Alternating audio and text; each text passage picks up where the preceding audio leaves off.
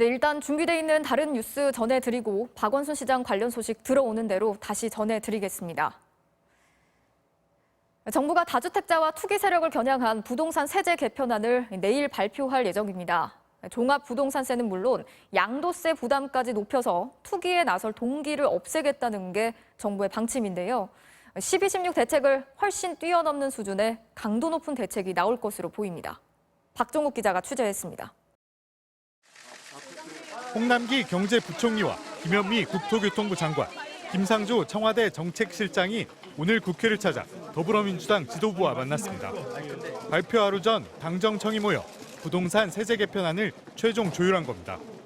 당정청 간에 이 부동산 대책에 대한 부분들을 오늘 다 거의 조율을 하고 의견을 모았습니다. 개편안은 내일 오전 홍남기 부총리가 발표할 예정인데 초점은 다주택자 부담을 대폭 늘리는 데 맞춰졌습니다. 핵심인 종합부동산세의 경우 다주택자의 최고세율을 6%까지 올리는 방안이 유력합니다. 현행 최고세율 3.2%보다 2배가량 높은 수치로 최대 4%까지 부과하기로 했던 12, 16 대책보다 크게 높여 투기 세력이 보유세 부담에 집을 팔 수밖에 없도록 만든다는 취지입니다. 또 과표 구간을 낮추거나 공제 혜택도 손질할 것으로 알려져 다주택자에 대한 실질적인 부담은 더 커질 전망입니다. 단기 투기에 대한 양도세도 강화됩니다. 1년 안에 집을 팔 경우 양도세율 50%였던 기존 대책보다 세율을 더 높이고 다주택자에게 중과하는 세율도 현행보다 인상될 것으로 보입니다.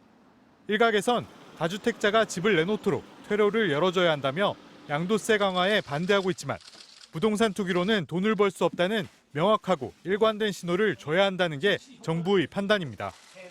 시세 차익을 제대로 환수하지 않는다라는 그런 믿음을 시장에다가 주게 되면은 다주택 사려는 사람들, 그런 유인들, 동기들 뭐 이런 것들을 차단할 수가 없다고 생각을 하고요. 정부 고위 관계자는 이번 대책에 대해 다주택자 투기 세력에 초점을 맞춘 것으로 집이 한 채인 실거주자의 부담은 커지지 않을 것이라고 설명했습니다. 내일 대책에선 또 생애 최초나 신혼부부 청약 기회를 확대하고 3기 신도시 사전 청약 물량을 늘리는 등의 공급 확대 방안도 포함될 것으로 전해졌습니다. MBC 뉴스 박종욱입니다.